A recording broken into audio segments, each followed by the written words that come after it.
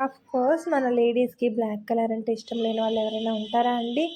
ఈ super trending pattern శారీలో black లేదని ఎంతమంది అడిగారంటే అసలు అన్‌లిమిటెడ్ అంటే అన్‌లిమిటెడ్ అండి.